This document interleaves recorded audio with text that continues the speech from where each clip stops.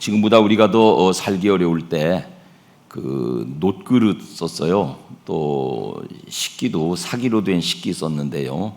그때 뭐 하이타이 퐁퐁 이런 거 없을 때인데 부엌 바닥에 어머니가 주저앉으셔서 그 재를 가지고 수세미로 그 그릇을 씻으시더만요. 어떨 때는 기와장을 긁어가지고 그 기와장 가루로 놋그릇을 씻기도 하고 그러세요. 되게 참 찝찝해요. 근데 이제 그걸 마지막 단계가 뭐냐면 가마솥에다 넣고 팔팔 끓는 물에 튀겨내세요. 그리고 거기다가 밥을 담으시고 국을 담으시면은 얼마나 그 어린 마음에도 개운한지요. 밥그릇이 뜨근뜨근하고 국그릇이 뜨근뜨근하고 그리고 삶아낸 그릇에 음식을 담아내시면 참 그렇게 맑고 맛있게 정갈하게 느껴졌어요. 양영자 선교사님은 이제 우리 교회에서 신앙생활을 시작하시고 세상 만사를 한 바퀴 돌아오시고 이 세상을 번쩍 들었다 놓으시고 제가 처음에 만나 뵐 때는 여장부일 줄 알았어요. 그랬더니 소녀시더라고요. 우리 그 집사람하고 동갑이신데 할머니도 되셨어요. 근데 소녀 같으세요.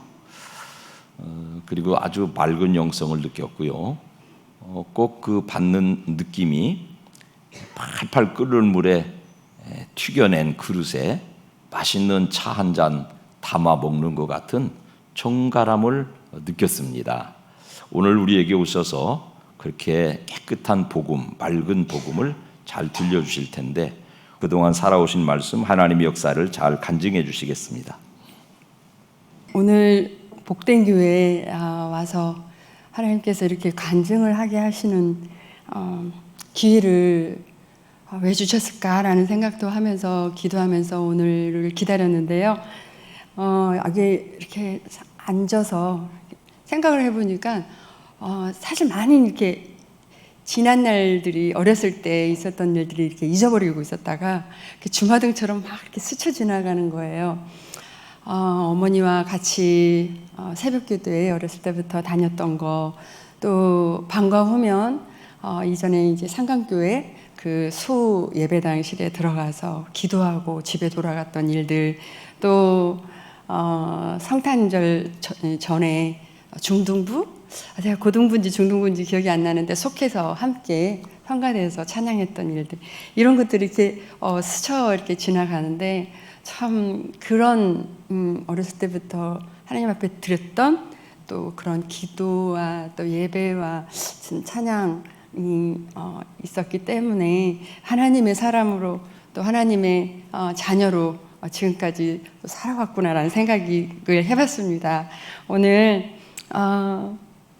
사실 뭐 코로나 때문에 완전히 다 이렇게 완화된 거는 이전처럼 된 건 아니지만, 그래서 우리가 여전히 코로나 때문에 또 코로나에서 벗어나지도 못하고 또 힘든 하루하루를 살고 있지만요. 그럼에도 불구하고 신실하신 우리 하나님께서 우리에게 여러 가지 희망, 고난을 보이신 주께서 우리를 다시 살리시며 땅 깊은 곳에 있는 우리를 다시 이끌어 올려주시겠다는 말씀처럼 오늘 그 주님을 만나시게 되는 그런 귀한 시간이 되길 간절히 바랍니다.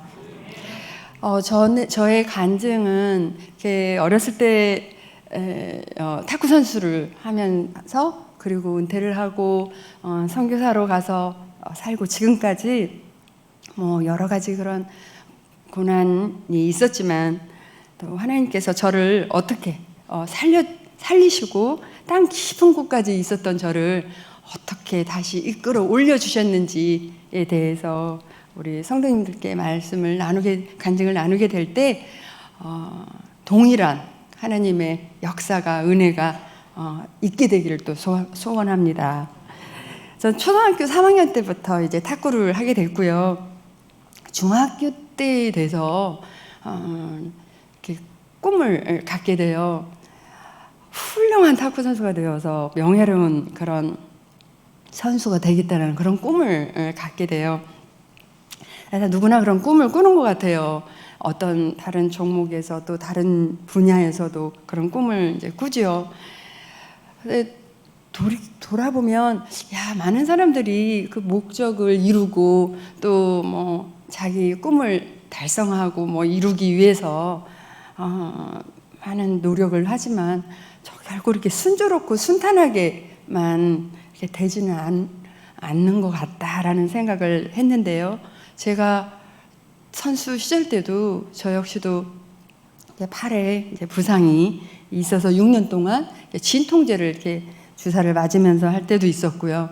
또 국가대표가 되었는데 또 몸이 좋지 않아서 이제 탈락을 하는 일도 있었고, 또 이제 간염이 있어서 저희 가족이 좀 이렇게 간에 가족 내력이 간이 안 좋은 것 같아요. 그래서 어머니도 큰오빠도 큰언니도 이제 간암으로 먼저 천국에 이제 가신 그런 내력이 있는데요. 저도 이제 간염으로 이렇게 수치가 올라가서 병원에 50일씩 입원을 할 때도 있었고요. 그 당시에는요, 86년 아시안게임과 88년 올림픽이 한국에서 이제 서울에서 개최되는 굉장히 큰 그런, 사실 운동선수로서는 생애 큰 대회를 앞두고 있었는데 그렇게 간이 안 좋아지고 그렇다 보니까 국가대표를 이제 포기해야 되는 그런 상황이 이제 저에게도 이제 왔었어요. 사실 간염이라는 질병을 안고 선수 생활을 한다는 건 참 이제 고달픈 일이었어요. 20대 초반인데도 그때는 한참 힘을 쓸 나이잖아요. 그런데도 이렇게 탁구대에서 훈련을 하려고 탁구대에 서면은 다리에 힘이 빠지고, 또 하루만 무리를 하면 이틀, 3일 이렇게 몸이 안 좋아서 쉬어만 되고, 또 늘 두통에, 머리가 아파서 두통에 시달렸어요. 그래서 이제 두통에 시달리고 밤 8시만 되면은 이 불빛을 못 봐요. 너무 이렇게 눈이 피곤해가지고. 그러기도 하고, 그런 몸으로 고된 훈련을 마치고 숙소에 들어오면은요, 저에게 유일하게 참 위안을 줬던 찬양이 하나 있었어요. 그 찬양이 주님이여 이 손을 꼭 잡고 가소서 약하고 피곤한 이 몸을 폭풍 후 후감 속 해치사 빛으로 손잡고 날인도 하소서. 그러면서 2절에 그런 내용이 있죠. 인생이 힘들고 고난이 겹칠 때 주님이여 날 도와주소서라는 이 찬양을 이렇게 부르고 있으면은요, 그렇게 이 찬양의 가사가 제 마음을 대신하는 것 같은 거예요. 그래서 하염없이 눈물을 흘리면서 이 찬양의 마음의 위로를 받곤 했었어요. 그럼에도 현실적으로는 체력이 안 따라주니까, 몸도 안 좋으니까 이제 탁구를 그만둬야 되는 그런 상황이 온 거예요. 한참 그 경기에 나가지 못할 거라는 생각을 하면서 마음의 절망과 좌절 가운데 방황하고 있었었는데, 그때 제가 봤던 말씀이 이제 잠언이었어요. 매일 그 날짜별로 오늘이 7일이면 7장을 읽고 이렇게 하루에 한 장씩 읽어 내려가다가 잠언 24장을 읽다가 16절에 이런 말씀이 있었던 거예요. 대저 의인은 7번 넘어질지라도 다시 일어나거니와 라는 이 말씀이요, 마치 하나님께서 저에게 여기서 주저앉지 말고 다시 일어나라고 말씀을 주시는 것 같았어요. 그래서 이 말씀에 힘입어서 이제 국가대표 선발전을 이제 해야 되는 그 선발전을 다 치르고 통과를 해서 이제 86년 아시안게임과 88년 이제 올림픽에 시합을 출전하게 돼요. 뭐 탁구 하시면 다 혹시 아실 거라는 생각이 드는데, 세계에서 가장 최강인 나라가 중국이거든요. 그런데 정말 지금도 최강이에요. 이 중국의 벽을 넘기가 너무 어려워요. 그런데 그 당시에는 어떻게 한국 남녀 탁구 선수 모두가 그 난공불락이라고 하는 그 중국을 이기고 아시안게임 또 88년 올림픽 때 다 금메달을 딸 수 있었을까라고 생각을 해보면은요, 그때는 정말 그 큰 대회를 앞두고 남녀 선수 모두, 코치, 감독까지요, 정말 메달을 따고 싶은 그런 간절함이 있었는데요. 6일 동안 그 고된 훈련을 마치고 이제 주일이 되잖아요. 그러면 저희 선수촌 근처에 아주 작은 교회가 있었어요. 그 교회에 다 나가서 함께 하나님 앞에 예배를 드리는 거예요. 예배를 드리고 또 합심해서 기도하고 또 그 교회에서 중보기도를 해주고 이런 어떤 우리가 합심해서 하나님 앞에 기도하는 믿음의 정신력이 우리에게 있었어요. 그걸 하나님께서는 긍휼히 여겨주신 것 같아요. 그리고 이제 남녀 모두가 아시안게임에서도 올림픽에서도 금메달을 따고 하나님께 영광을 돌릴 수가 있었는데요. 저는 그 합심해서 기도해주는 그 중보기도의 힘이 얼마나 유력이 있는지, 그리고 우리가 하나님 앞에 매달리고 기도할 때 내 자신의 한계를 뛰어넘을 수 있다는 것을 저는 체험하는 그런 시간이었어요. 참 그 선수 시절을 이렇게 지내면서 여러 대회가 많은 대회들이 있었는데 저는 아직도 한 가지 시합을 잊지 못한 시합이 하나가 있어요. 뭐 좀 전에 말씀드린 대로 뭐 올림픽도 되겠고 아시안 게임도 되겠지만은 그 전에 87년도에 중간에 인도 뉴델리에서 세계 선수권 대회가 하나 있었어요. 이 대회가 왜 이렇게 저에게 기억에 남을까라고 생각을 해보면, 아까 말씀드린 대로 저는 병원에 이렇게 간 수치가 올라가 있어서 50일 동안 이제 병원에 입원을 해야 되는 상황이었고요. 또 주치원장님도 이제는 무리하면 안 된다라고 권면을 해주실 정도로 이제 저는 무리하면 안 되는, 안정을 취해야 되는 그런 상황이었었어요. 그런데 이제 퇴원을 하고 15일을 남겨두고요. 이제 훈련을 한 다음에 그 시합에 출전을 했어요. 막상 세계선수권대회에 출전을 했는데 상황이 너무나 암담한 거예요. 태어난 지 얼마 되지 않아서 체력도 약했지, 훈련은 제대로 충분히 받지 못해서 탁구는 자신이 없지, 너무나 상황이 암담해서 제가 하나님 앞에 숙소에서 무릎을 꿇고 그렇게 부르짖으면서 기도를 드렸어요. 하나님 제 상황 아시죠? 제가 지금 태어난 지 얼마 되지도 않아서 체력도 약하고 훈련도 충분히 하지 못해서 이렇게 몸도 약한데 탁구도 자신이 지금 없는데 하나님 저 좀 도와주세요 라고 기도를 하고 이제 시합에 임하는데요. 시합 탁구 4종목이 있어요. 단체전, 개인전, 개인 복식, 혼합 복식이 있는데 거기서 다 입상을 하는데요. 세계 그 대회 복식에서 현정화 선수와 금메달을 따게 되고 개인 단식 부분에서 저는 잊을 수가 없어요.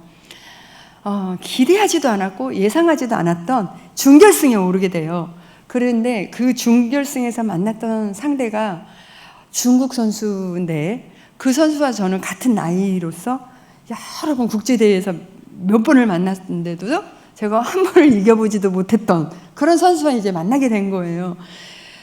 탁구를 하시는 분들은 전에는 21점이라는 걸 아실 거예요. 지금은 11점으로 바뀌었지만 세트스가 2대2가 됐어요. 마지막 5번째 시합을 하는데 그 선수 18점이고 저는 11점이었어요. 18대 11. 그 선수는 3점만 따면 결승에 오르게 되고 저는 무려 10점을 따야 되는데 18대 11이라는 점수에서 따라잡는다는 건 그건 기적과 같은 일이었고 누구도 기대도 하지 않았던 점수였어요. 그런데요, 하나님께서 제 마음에 평안함과 침착함을 주셔서 저는 한 점 한 점 최선을 다해서 그냥 경기에 임했어요. 그런데요, 그 선수 18이라는 점수를 그대로 묶어놓고 10점을 연속적으로 따면서 21대 18로 대역전승을 거두게 되어요.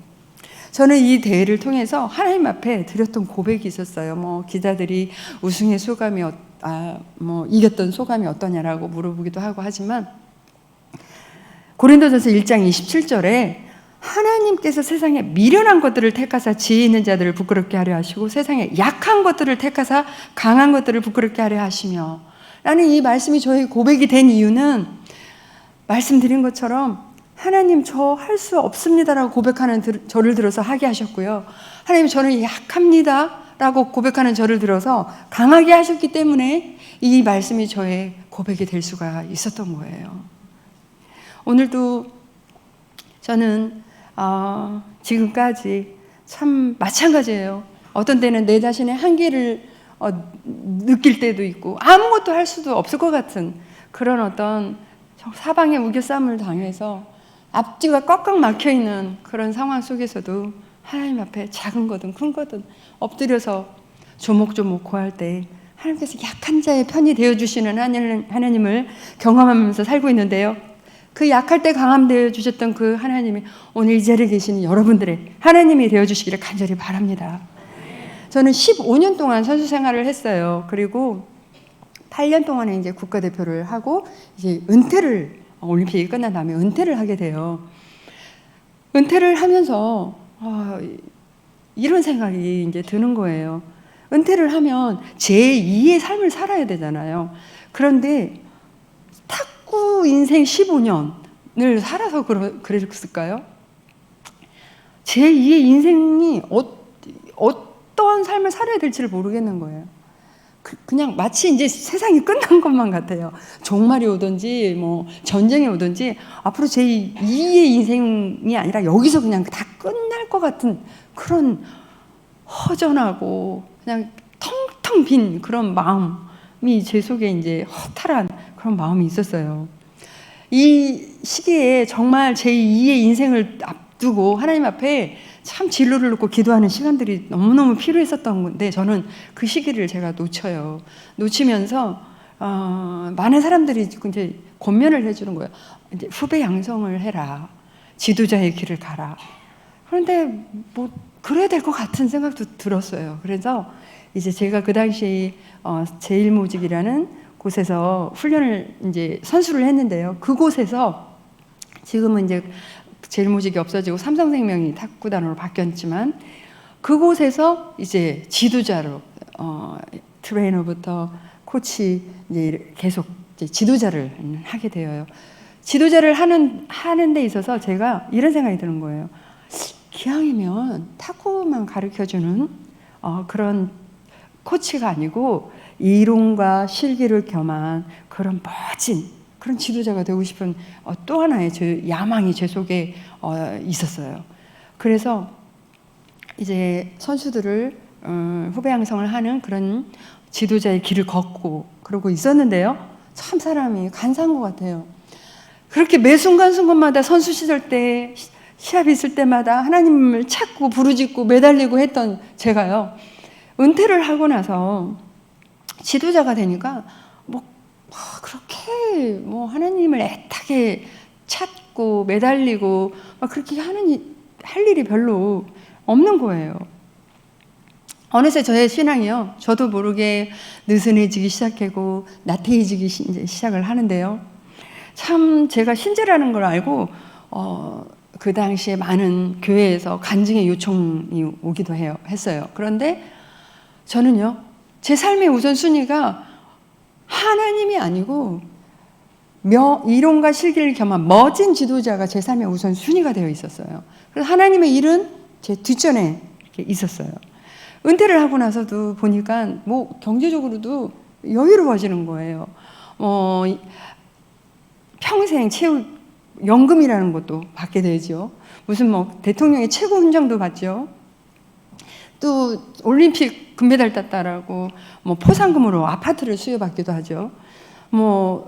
이제는 내가 지도자로서 이제 코치가 되고 앞으로 감독이 되고 또 승진이 되고 생각을 해보니까요. 이제는 아무런 부족함이 없이 내 인생이 보장이 있을 것만 같고 내 인생이 다 탄탄대로일 것만 같은 이런 생각이 들었어요. 야, 이제는 아무런 부족함이 없이 행복하게만 살면 되겠구나 라는 생각을 하면서 지도자의 길을 걷고 있는데요. 그런데 이상해요. 정말 아무런 부족함이 없이 그냥 그렇게 행복하게 살면 될 것 같은데 그렇지가 않은 거예요. 하루하루가 지나면서 시간이 가면 갈수록 내 영혼에 기쁨이 없는 거예요. 만족함이 없는 거예요. 내 영혼이 메말라져 가고 있는 거예요. 내가 왜 어느 날 이런 생각이 드는 거예요. 내가 왜 지도자의 길을 가고 있지? 그 의미는 뭐지? 목적은 뭐야? 이런 어떤 회의가 들게 되더라고요. 그런데 그것이 그 당시에 제가 우울증을 겪고 있다는 생각을 전혀 하지 못했어요. 그런데요, 저희 어머님이 그 당시 이제 63세이셨어요. 근데 간암으로 투병 생활을 하시게 되어서 제가 학교에 가서 공부를 하는 것도 선수를 지도하는 것도 다 올 수업을 하고 한 달 동안 어머님만을 간호를 해드리게 되어요. 하나님 앞에 부르짖으면서 어머님 살려달라고 그렇게 기도를 드리면서 간호를 해드리는데 어머님이요 하루하루 좋아지시는 게 아니라 더 악화되시는 거예요. 그러면서 한 달 만에 천국에 먼저 가셨어요. 제가 하나님께 너무나 원망이 되는 거예요.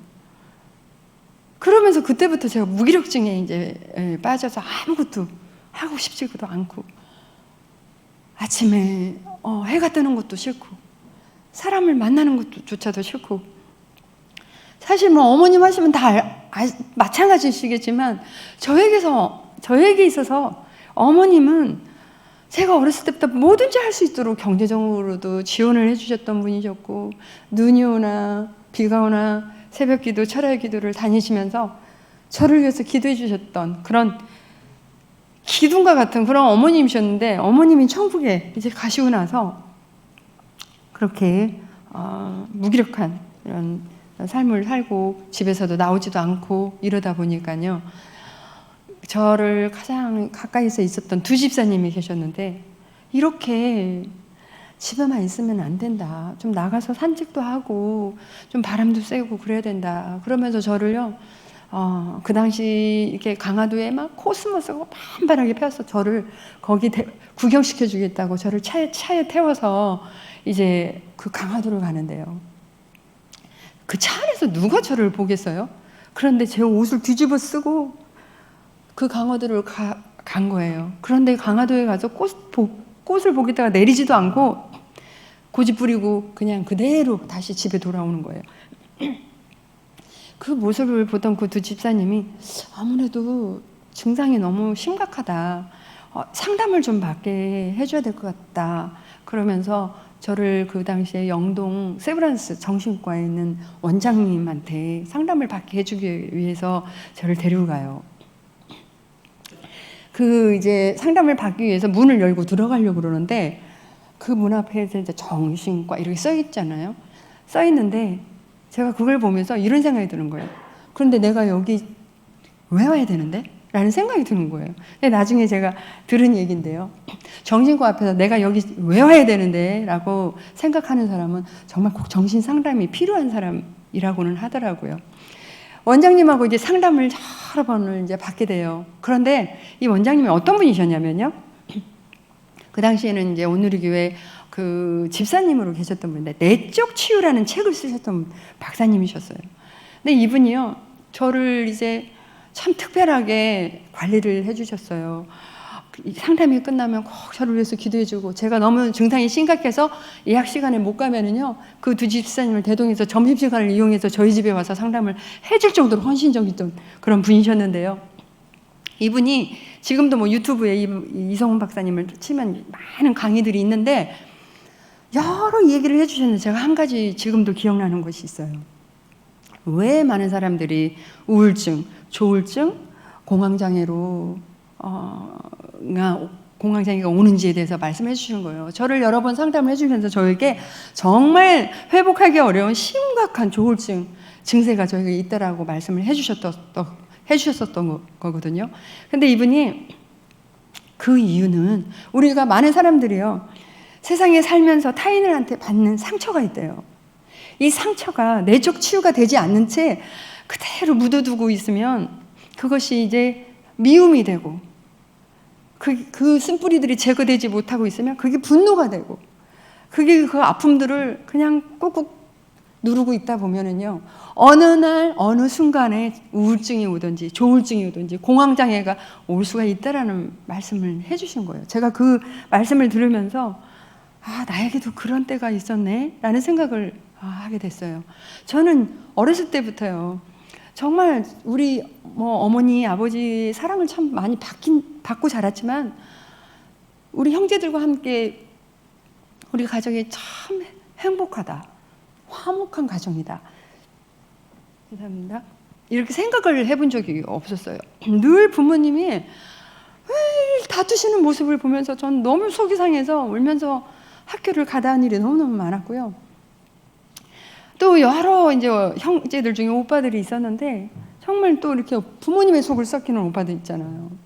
뭐 지금은 뭐 안수 집사가 돼서 전도도 잘하고 찬양 인도도 잘하는 오빠가 되었지만 그때는요 너무너무 이 오빠가 미웠어요. 막 분노가 제가 여기까지 차 있는데 그 훈련을 하면서 이제 저는 또 다른 시합을 준비해야 되고 이런 내적 치유 뭐 생각을 그때는 뭐 마찬가지게 하질 못했죠.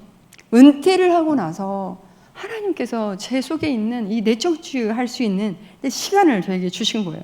그런데 정말 뭐 우울증, 조울증 뭐 여러 가지가 이유 있지만 저한테 있어서의 이 증상은 너무나 심각했어요. 제가 보니까 우울증, 공황장애, 뭐 조울증 이게 영적인 거더라고요. 사탄이 개입하더라고요. 그래서 제가 하나님께 기도를 하더라도요 하나님께 상달이 안 되는 것 같아요. 마치 하나님과 나와 그 흑암 속에서 내가 깊은 흑암 속에 있기 때문에 이게 단절이 돼가지고요 하나님께 상달이 안 되는 것 같아요. 하나님이 저를 버리신 것만 같아요. 이 세상에 저는 혼자만 있는 것 같아요. 하나님이 더 이상 저를 사랑하지 않는 것 같아요. 저는 꿈속에서만 지금 생활하고 있는 것 같은 그런 이제 생각이 있었고요. 그리고요, 환청이 들려요. 귀에서 막 환청도 들리고, 또 이 소리에 굉장히 민감해요. 누가 막 밖에서 싸우는 소리만 들어도, 저 사람이 나 때문에 저렇게 싸우는구나 라는 생각을 하고요. 문을 꽉 닫고만 가도 이 문소리만 들어도 나 때문에 화났구나. 이런 생각이 이제 피해의식이 이렇게 있는 거예요. 뭐 또 잠도 이루지 못하고 또 자살 충동도 일어나기도 하고 또 거식증, 폭식증 들어보셨죠? 저는 폭식증에 시달렸어요. 먹을 걸 앞에 잔뜩 갖다 놓고요. 막 먹어요. 막 먹고 그걸 또 다 토하고 또 그러고 나서 또 다 막 먹을 걸 잔뜩 갖다 놓고 또 막 먹고 여기서 한 10kg도 넘게 이렇게 살이 찐 적이 있었어요. 표정들이 안 믿어지신다는. 그때가 90년도였거든요. 제가 거의 1년 반, 거의 2년을 세상에 드러내지 않고 살다 보니까는요. 중앙일보에 그런 기사가 난 적이 있어요. 왕년에 탁구 여왕 양영자, 방황의 운둔생활 하면서 이런 기사가 난 적도 있었어요. 이 원장님이요, 저를 상담을 해주다가 이제 원장님으로서 한계를 느끼고 저에게 소개해 주신 분이 계셨어요. 어떤 분을 소개해 주셨냐면요. 아침에 하나님의 말씀 큐티, 묵상 훈련시켜 주시는 분을 소개시켜 주셨어요. 그래서 그때부터요. 제가 이제 그분과 함께 큐티 훈련을 받게 돼요. 매일 성경 공부를 이제 하면서 훈련을 받으면서요. 참 여러 말씀들이 있었는데요. 그 말씀 중에 이런 말씀이 있었어요. 시편 107편 10절에 14절에 사람이 흑암과 사망의 그늘 아래 앉으며 공고와 쇠사슬에 매임은 하나님의 말씀을 거역하고 지존자의 뜻을 멸시함이라. 이에 그들이 그 환난 중에 여호와께 부르짖음에 그들의 고통에서 구원하시되 흑암과 사망의 그늘에서 인도해 내시고 그들의 얼거맨 줄을 끊으셨도다 라는 말씀을 공부를 하다가요. 내가 왜 이렇게 흑암과 사망의 그늘 아래 앉아있는 것만 같고 공고와 쇠사슬의 매임과 같은 이러한 삶을 살고 있는지 저는 이 말씀을 통해서 해답을 얻게 되었어요. 그 이유는 하나님의 말씀을 거역하고 지존자의 뜻을 멸시하기 때문이구나 라는 것을 깨닫게 되었어요. 제가 이렇게 선수 시절 때 그렇게 하나님께 부르짖고 하나님을 가까이 하고 찾고 찾았던 저는요, 은퇴를 하고 나서 그 텅텅 빈 허전한 그 허탈한 그 마음에 이렇게 하나님의 말씀을 채워 넣었어야만 했었어요. 그런데 제가 잠시 세상의 것을 채워놓은 적이 있었어요. 하고 싶은 쇼핑도 마음껏 해보기도 해보고요. 또 뭐 여러 가지 문화시설을 누려보기도 하고 뭐 골프도 쳐보기도 하고 아무리 뭐 그렇게 해도요. 내 영혼이 즐겁지도 않고 행복하지도 않더라고요. 하나님과 나와의 관계가 친밀하지 못하고 나와 하나님과의 관계가 멀리 있을 때 내 영혼의 기쁨도 행복함도 즐거움도 없는 거구나라는 것을 알게 되었어요. 나를 창조하신 그 하나님과의 나와의 관계가 멀어져 있을수록 우리는 흑암과 사망의 그늘 아래 앉아 있는 것만 같고요. 공과 쇠사슬의 매임과 같은 그런 우울한 삶을 살 수밖에 없는 영적인 존재라는 것을 저는 알게 된 거예요. 여러분들은 지금 어떠신가요? 지금 하나님과의 관계가 친밀하신 가운데 있으신가요? 많은 분들이 이렇게 얘기하더라고요. 예수 잘 믿는 사람, 교회 잘 나가는 사람, 무슨 고난이 있어 만사형통해야지? 이렇게 말하는 사람도 있더라고요. 그런데요, 우리가 받는 고난에는 뜻이 있고요. 고난을 통해서 주는 깨달음과 유익함이 있어요. 만약에 제가 그 기간이 저에게 없었다면 저는 제 자신을 돌아볼 수 있는 기회가 과연 있었을까라는 생각을 하게 돼요. 제가 여기 적어오지는 않았지만 마태복음 25장 42절 이하에 이런 말씀이 있어요. 예수님께서 말씀하시는 건데요. 내가 줄일 때 먹을 것을 주지 아니하였고 목말랐을 때 마시게 하지 아니하였고 나그네 되었을 때 영접하지 아니하였고 헐벗었을 때 옷을 입히지 아니하였고 병들었을 때 내가 옥에 갇혔을 때 돌보지 아니했다는 거예요. 그러니까 그 말씀을 듣던 사람이 묻죠. 예수님, 언제 우리가 예수님을 돌보지 아니했습니까? 예수님 뭐라고 말씀하시죠? 지극히 작은 자 하나에게 하지 아니한 것이 곧 내게 한 것이다. 내게 한 것이다 라고 말씀하시잖아요. 저는 그 말씀을 공부하다가 너무나 큰 충격을 받게 돼요. 제가 받은 사랑이 너무나 하나님께 받은 사랑이 너무 많은데 아까 말씀드렸지만 저는 팔이 이게 올리지도 내리지도 펴지도 구부리지도 못할 때 정형외과에 갔더니 테니스 엘보라고 그러면서 방법이 없대요. 탁구 그만두래요.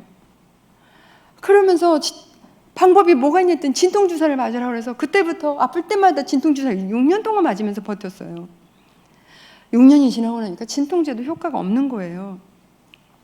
그 당시 19세 이미 세계 선수권대회 단식에서 준우승 차지하고 다 그 유망주라고 부각시켜주고 있는 그때 저는 은퇴를 할 수밖에 없었어요. 그때 어떤 분을 통해서 기도원에 가면 안수기도를 통해서 많은 사람들이 낫는 일이 있다라는 말에 솔깃해서 그 기도원을 찾아가게 돼요.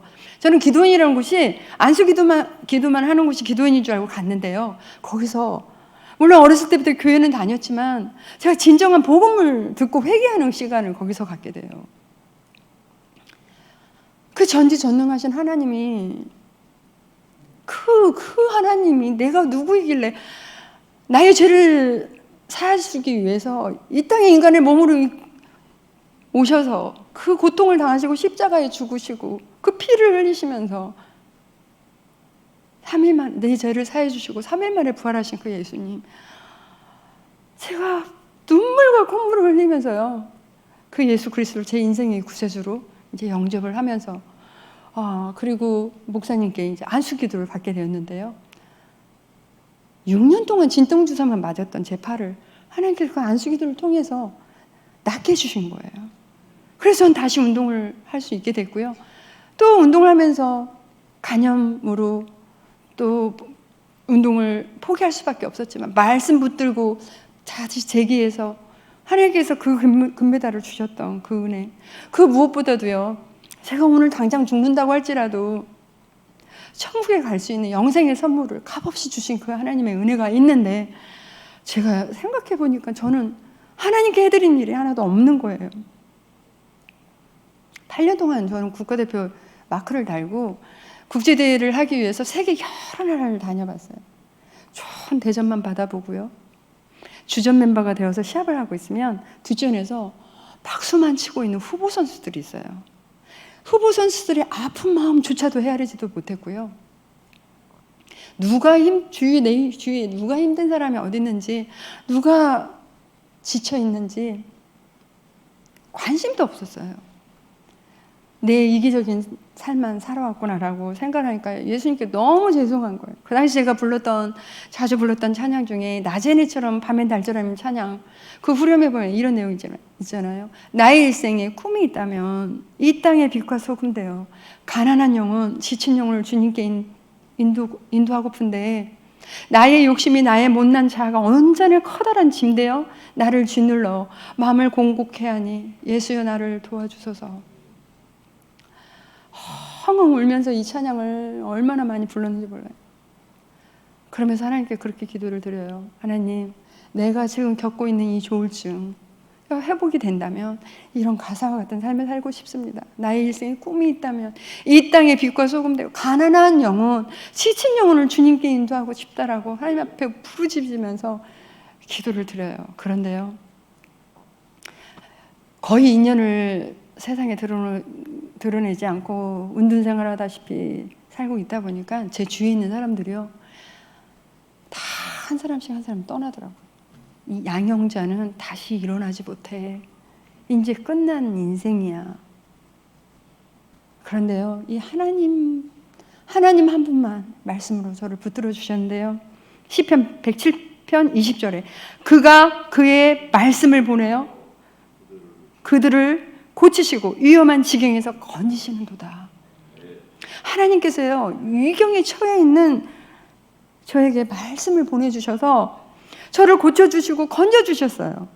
하나님의 말씀의 광채가 저를 비추기 시작하니까요, 그 회복하기 어렵다고 하는 그 조울증에서 저는 회복되어 간 거예요.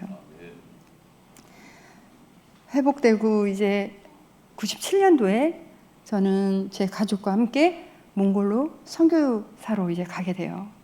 선교사로 가서 사역을 하고 있는데요, 한참 하고 있는데 어느 출판사에서 연락이 왔어요. 책을 좀 내면 좋겠다는 거예요. 그래서 제가 왜 책을 내야 됩니까? 그러니까 뭐 올림픽 금메달리스트가 다 내려놓고 선교지에 가서 이렇게 사역을 하고 있으니까 책을 내면 참 좋겠다는 거예요. 근데 저는 책을 낼 의미를 느끼질 못했어요. 14년 동안 사역을 하고 한국에 돌아왔어요. 돌아와서 생활을 하는데 한국에 왜 이렇게 많은 우울증 환자들이 있어요? 조울증, 공황장애 너무너무 많은 거예요. 이걸 보면서 내 조울증이 어떻게 회복이 되었는지 내가 책을 낸다면 조금이라도 도움이 되지 않을까? 라는 마음에 이제 책을 냈어요. 책을 냈더니 그것을 본 사람들이 문의에 전화가 오더라고요. 어떻게 회복이 되었냐는 거예요. 자기 주위에 있는 사람들, 자기 아들, 딸들이 조울증, 우울증, 공황장애 이렇게 고생하고 있는데 어떻게 회복이 되었냐는 거예요. 그래서 저는 이렇게 권면해줬어요. 정말 이 우울증은요, 너무 인내가 필요합니다. 인격적으로 끝까지 사랑으로 돌봐줌이 필요합니다. 그런데 이게 쉽지가 않아요. 제 제자가 7년 동안 공황장애를 앓았는데요, 이 제자를 케어하면서 그래도 제가 겪었던 사람이기 때문에, 그리고 또 제가 선교지에서 데려와서 귀화시킨 자매 선수였어요. 그렇기 때문에 이 자매를 케어하는 데 있어서 너무 지치는 거예요. 운전을 하고 하다가 88도로에서 올림픽 도로에서 그냥 막 발작을 하면서 그런 일도 있었고요. 너무 힘들어요. 그런데 꾸준히요, 오늘 또 매일매일 말씀으로 내가 큐티했던 거를 말씀을 보내고 또 전화로 기도해주고 2년 전에 국가대표가 되었어요. 그래서 오늘은 올스타전에 오늘 결승전에 올라갔어요. 이따 2시에 이제 생방송으로 그 유튜브에 나오는데요. 저 또한요, 그 당시에는 죽을 것 같은 고통에 있었고요. 그 기간을 통해서 땅 깊은 곳에 내려가서 내 자신의 본연의 모습을 보기도 했고요. 그 긴 외로움과 고독함 속에서 하나님과 나와 독대할 수 있는 그런 소중한 시간이 주어지더라고요. 또 이렇게 권면해요. 꼭 가서 병원에 가셔서 상담을 받으셔야 됩니다. 그리고 약도 복용을 해야 합니다. 그런데요, 더 중요한 것이 있습니다. 그것은 하나님의 말씀을 붙드셔야 합니다. 라는 거였어요.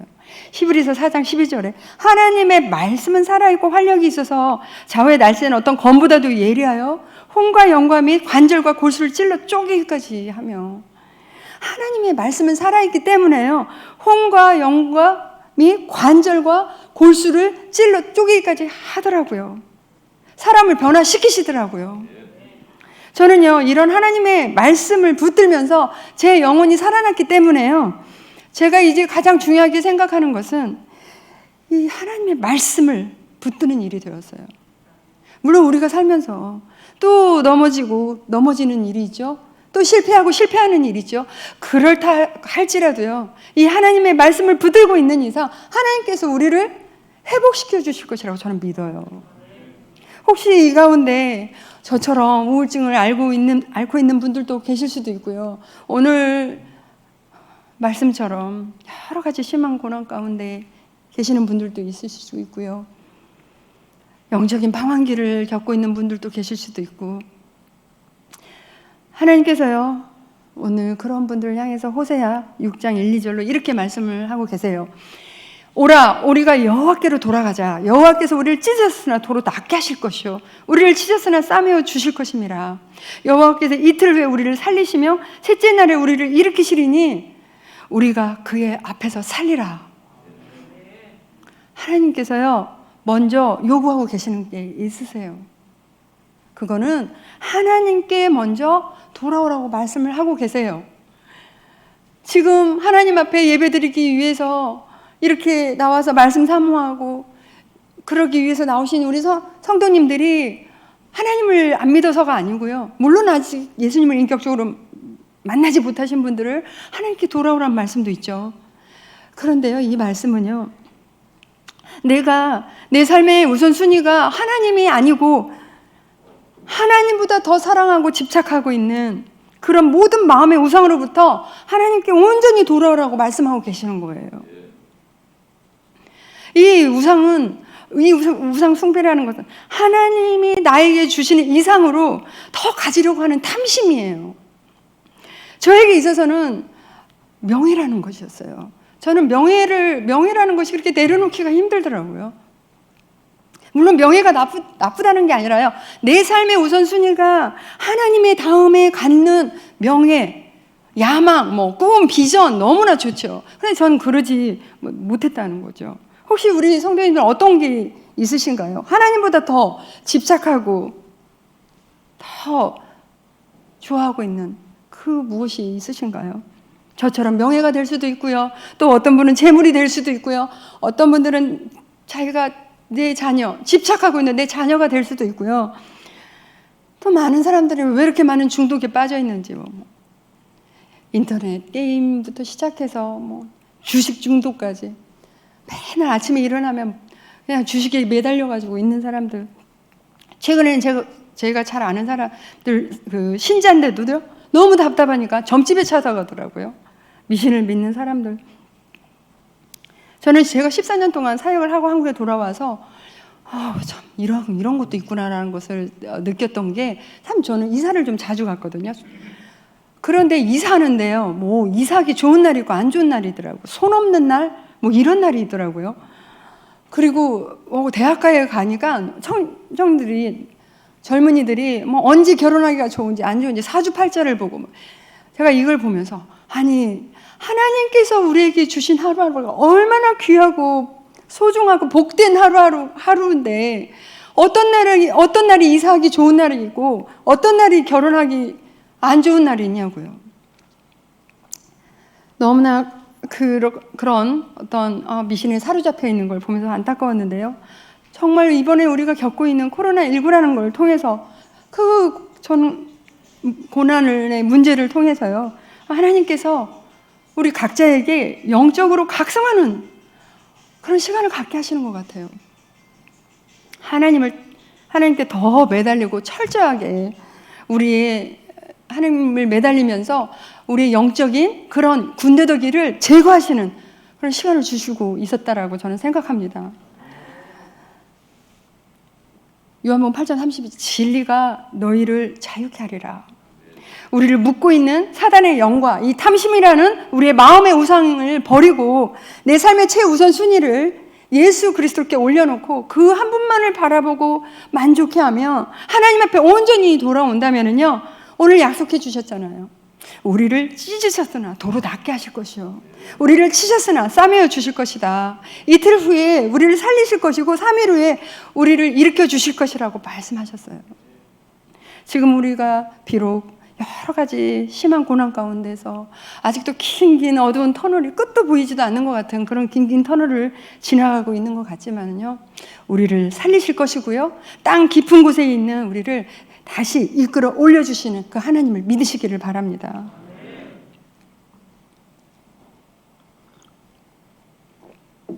에베소 4장 7절에 이런 말씀이 있어요.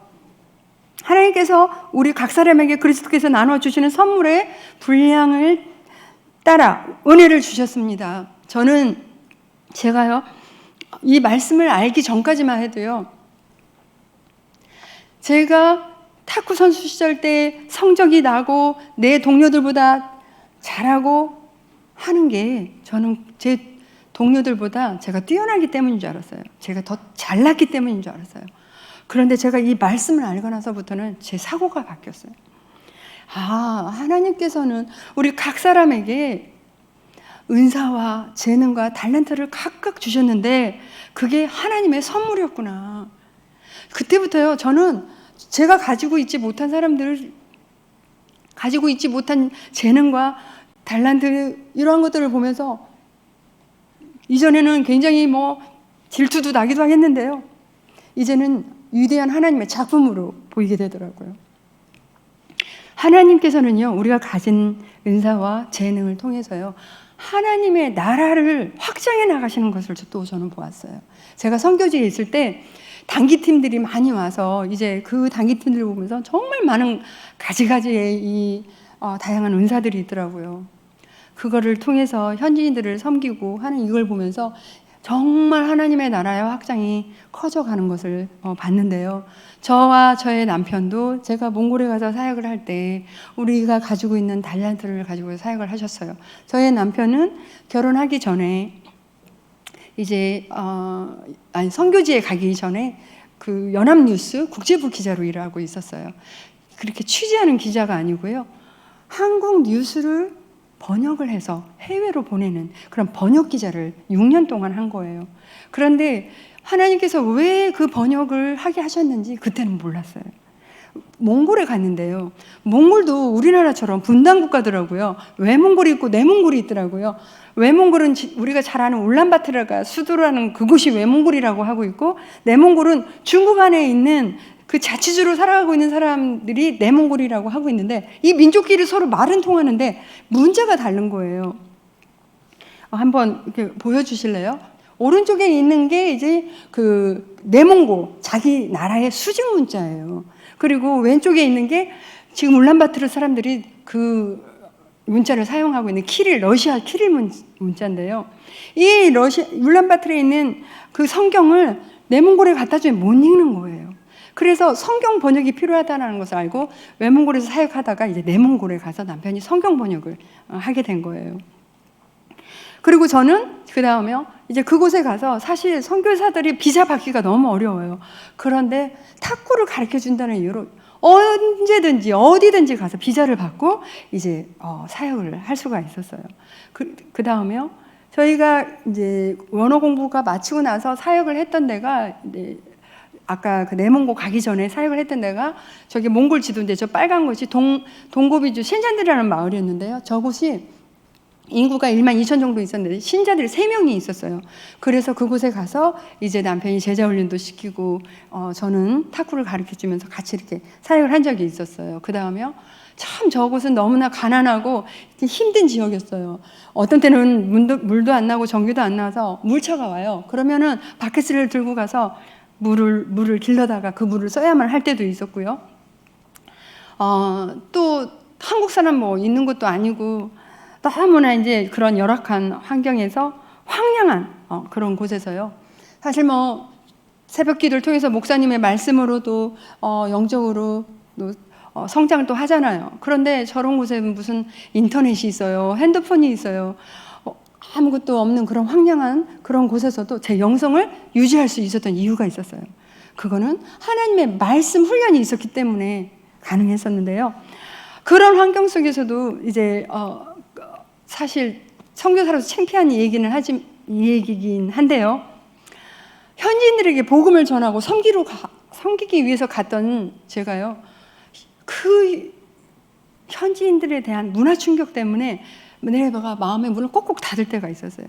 사실 한국 사람의 정서로 살다가 그곳에 가서 그 나라의 언어를 배우고 그 나라의 문화를 익혀서 그들과 어울려서 산다는 결코 쉬운 일이 아니었어요. 그러면서 너무너무 배신도 당하고 여러 가지 이제 일을 당하면서 제가 마음의 문을 콕콕 닫을 때가 있었는데요.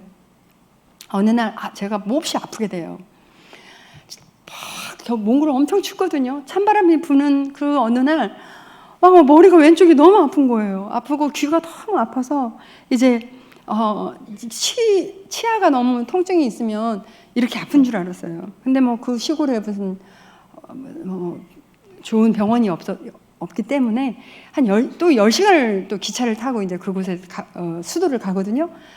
그 한목연합에서 만든 연세병원이 있었어요. 그곳에 치과에 한국 의사가 있었기 때문에 갔더니 치아에는 이상이 없다는 거예요.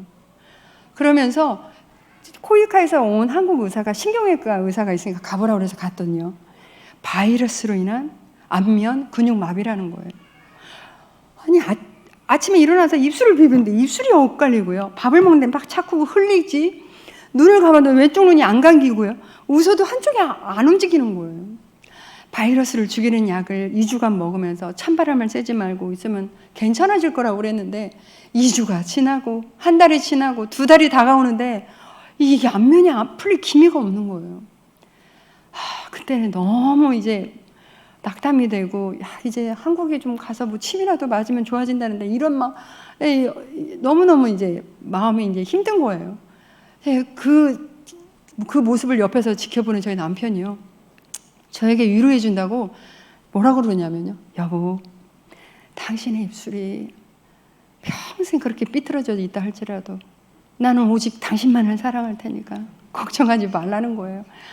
그 심각한 상황에서 얼마나 웃음이 나오는지 한참을 웃었는데요. 아침에 일어나서 큐티를 하는데 고린도후서 1장 4절에 이런 말씀이 있었어요. 우리의 모든 환난 중에서 우리를 위로하사 우리로 하여금 하나님께 받은 위로로서 모든 환난 중에 있는 자들을 능히 위로하게 하시는 이시로다. 하나님께서 저에게 이렇게 말씀하시는 것 같아요.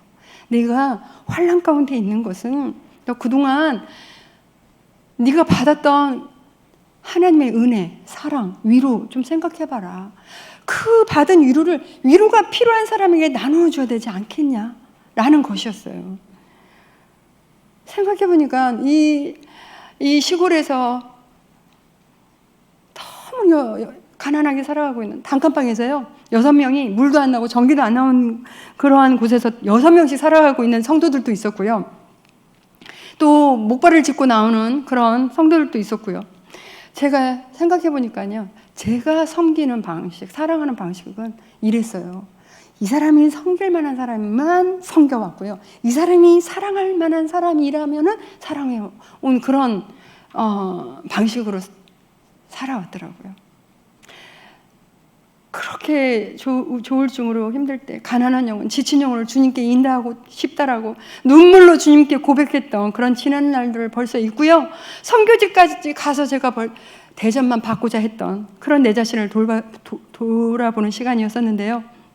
그때부터 우리 교회에 나오는 그 가정교회에 나오는 성도님들의 집들을 다 찾아가면서 그들의 어려움이 뭔지 들어도 주고, 또 기도 제목은 뭔지 기도해주고 하는 그런 시간을 가졌어요. 바라기는 우리가 하나님의 은혜를 받은 우리가요, 하나님께 받은 은혜와 위로를 환난 중에 있는 위로가 필요한 사람들에게 흘러가게 하는 저와 여러분들이 되기를 간절히 바랍니다. 이렇게 큐티 하나님의 말씀은요, 하나님이 어떤 분이신지를 깨닫게, 어떤 분이신지를 알게 하고요, 매일의 삶의 목적이 생기고요. 하나님의 말씀을 순종하고 적용할 때 이루는 그런 기쁨이 있었어요. 내가 말씀으로 깨어서 내 영혼이 살아있을 때 다른 영혼도 살릴 수가 있었고요. 내가 말씀으로 부유해 있을 때 다른 영혼도 부유케 할 수가 있었어요. 이렇게 하나님의 말씀을 통해서 지속적으로 그런 어려운 지역에서도 사역을 해 나갈 수가 있었는데요. 시편 37편 4절에 이런 말씀이 있어요. 또 여호와를 기뻐하라. 그리하면 내 마음의 소원을 이루어 주시리라. 하나님을 기쁘시게 할 때, 하나님을 기뻐할 때 우리의 마음의 소원을 이루어 주시는 하나님을 저는 여러 번 경험하면서요. 제가 이제 마지막으로 한 가지만 말씀드리고 말씀을 마무리를 하려고 합니다. 제가 선교지에 갔을 때는 저는 딸 둘이 있어요. 연년생이에요. 그 당시에 4살, 5살이었어요. 그때는 교육 걱정을 하지 않아도 돼서 그냥 몽골 유치원에 보내면 됐어요. 초등학교가 되어서 아이들이 교육을 받아야 되겠는데 이제 그 시골에 무슨 뭐 국제학교가 있어요? 한인학교가 있겠어요? 하나님 앞에 기도했어요. 우리가 사역할 때 자원봉사가 와서 홈스쿨을 해줄 수 있는 그런 선생님 오기를 기도했어요. 그랬는데 물론 그 수도까지는 많은 단기팀들이 오죠. 그런데 10시간 기차를 타고 그 시골까지 온다는 건 쉽지 않은 일이었어요. 근데 어느 한국에서 이제 유치원 교사였던 분이 오셔서 아이들에게 이제 우리 필요한 부분들을 다 이렇게 감당해주고 그냥 어느 정도 하다 가셨어요. 또 어떤 분이 이어서 오셨는데 그분은요 한국에서 그 수학 강사를 하셨던 분이래요. 그런데 수학뿐만이 아니라 초등학교에서 배워야 될 그 과목들을 이제 가르쳐 주시고 어느 정도 갔어요. 큰 아이가 4학년이 됐고 작은 아이가 이제 3학년이 되었어요. 저는 웩이라는 국제 선교 단체에 소속해 있는데 그 본부가 영국에 있어요. 그래서 그 기도 제목을 영국에도 보내요.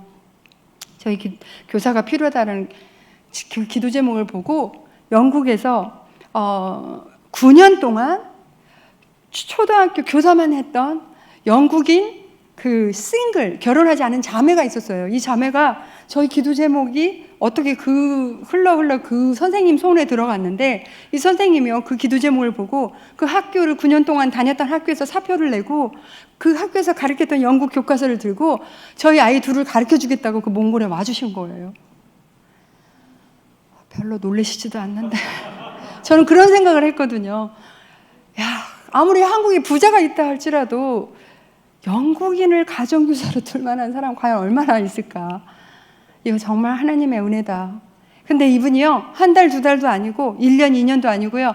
큰아이가 초등학교 졸업할 때까지 3년을 헌신해 주시고 영국에 가셨어요. 이 선생님은 당연히 초등학교 선생님이기 때문에 중학교를 가르칠 수가 없었던 거예요. 큰아이가 중학교 1학년을 가야 되겠고 작은 애가 6학년을 가야 되는데 그때는 아까 말씀드린 성경대로 성경 번역을 하기 위해서 그 내몽골에 있었어요. 거기에도 무슨 국제학교, 한인학교 있었던 것도 아니었어요. 알아보다가 어리지만 이제 선교사 자녀학교가 있는 곳으로 애들을 기숙사가 있는 데로 떠나보내야 되겠다라는 마음으로 알아보다가요. 대전에 국제학교가 있는데 선교사 자녀에게 혜택을 준다는 얘기를 듣게 돼요. 그런데 아무리 혜택을 줘도 이 국제학교 학비가 너무 비싸잖아요. 인터뷰하기 전에 가자마자 사무실에 가서 학비를 물어봤는데요. 한 사람당 25,000불이래요. 2명은 5만 불이에요. 한국 돈으로 계산하니까 5,500만 원이 되겠더라고요. 야, 이렇게 비싼 학교에 과연 선교사 자녀라고 얼마만큼 혜택을 줄까? 너무 궁금했어요. 그래 교장선생님이 인터뷰를 하는데요. 뭐 아이들한테 빨리 이제 시험을 보래요. 몇 학년에 배치해야 되는지 보고 저에게 필요한 서류를 띄우라고 하는데 뭔가 다 된 것 같지만 저는 궁금한 게 학비였어요. 그래서 제가 뭐 여쭤봐요. 그런데 저희들이 내야 될 학비는 얼마입니까? 이분이 뭐라고 말씀하시냐면요. 네가 내고 싶은 만큼만 내. 그게 10불도 좋고 100불도 좋아. 10불이 얼마인지 혹시 11,000원, 11만 원 이렇게 말씀하시는데 제가 아무 말도 할 수가 없었어요. 마치요 하나님께서 그분의 입술을 통해서 자녀 교육 걱정하지 말고 열심히 일하라고 저를요 위로하고 격려해 주시는 것 같았어요. 그래서 큰아이가요 그 학교에서 중학교 1학년부터 고등학교 3학년까지 6년을, 작은 아이가 초등학교 6학년부터 고등학교 3학년까지 7년을요 정말 작은 학비만 내고 교육을 받을 수가 있었어요. 마태복음 6장 33절에 그런 말씀이 있죠. 너희는 먼저 그의 나라와 그 의를 구하라. 그리하면 이 모든 것을 너희에게 더하시리라. 이 말씀이요, 우리가 지금 살고 있는데 뭐 다 내려놓고 선교지에 가서 선교할 때 하나님께서 모든 것을 더해 주시겠다는 말씀이 아니에요. 이 말씀은요, 하나님께서 내 삶을 다스릴 수 있도록, 통치하실 수 있도록 내 삶을 내어달라는 말씀이세요. 하나님께서 옳다고 하는 것들을 우리가 행하고요, 죄짓지 않고 거룩한 삶을 살고요, 하나님께 예배를 드리면서 전도와 선교에 힘쓸 때 우리 삶을 책임져 주시겠다는 말씀이세요. 저는 우리 복된 교회가 정말 한번 하나님, 제 삶을 내어드릴 테니 저를 통치해 주세요, 저를 다스려 주세요 라는 결단을 할 때 하나님께서 우리 평생을 책임져 주실 것이라고 저는 믿습니다. 다니엘서 12장 3절에 이런 말씀이 있죠. 많은 사람을 옳은 길로 인도한 사람은 별처럼 영원히 빛날 것이다. 예수 그리스도의 십자가 연회를 받은 사람의 모든 사람의 소원이라고 저는 생각합니다. 어떻게 하면 많은 사람을 옳은 길로 주님 앞으로 인도할 수 있을까? 참 많은 생각을 하게 되는데요. 지금은 뭐 코로나 상황에 해외 선교를 나가지 못하고 있는 가운데 있지만요, 저는 여러 나라를 다니면서 간증도 하고 싶고 할 때 제가 뭐 그 나라의 언어를 다 할 수가 없으니까요, A4 이렇게 한 용지 하나에 일본을 가면 일본말로 이렇게 요약해서 간증을, 또 중국에 가면 중국어로, 또 태국이면 태국, 네팔이면 네팔, 아랍이면 아랍, 이렇게 다 번역해놨어요. 그래가지고 그 나라의 전도지와 함께 가서 나눠주면서 전도를 한 적이 있었는데요.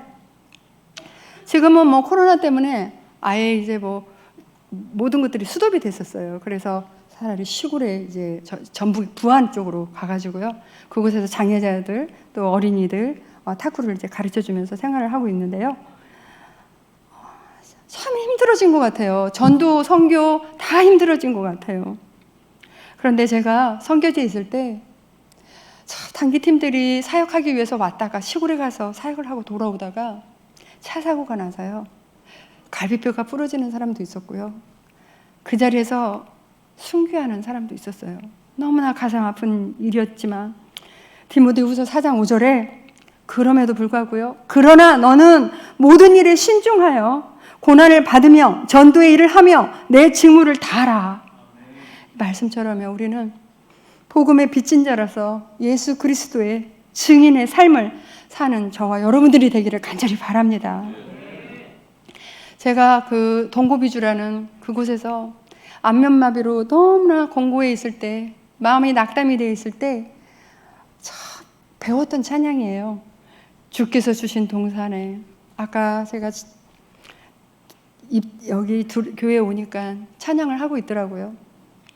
그 찬양의 가사를 보면 주께서 주신 동산에 땀 흘리며 씨를 뿌리며 내 모든 삶을 드리리. 내 사랑하는 내 주님께 비바람 앞을 가리고 내 육체는 세잔해져도 내 모든 삶을 드리리. 내 사모하는 내 주님께 라는 이런 찬양인데요. 그때는 주께서 나에게 주신 동산은 그 동고비주였어요. 근데 지금은 우리에게 주신 동산이 어디일까요? 우리가 지금 살고 있는 그 자리겠죠. 내 가족이 아직도 믿지 않는 가족이 있다면 그곳이 될 것이고요, 내 사업처, 무슨 학교, 직장도 다 그런 곳이 될 수가 있겠죠. 그 주님이 주신 그곳에서 땀 흘리며 복음의 씨를 뿌리며 때로는 비바람이 앞을 가리죠. 내 육체가 세잔을 질 때가 있죠. 그럼에도 주님께 드릴 열매를 가득 안고 주님을 뵙겠다라는 그런 저와 여러분들이 되기를 간절히 바랍니다.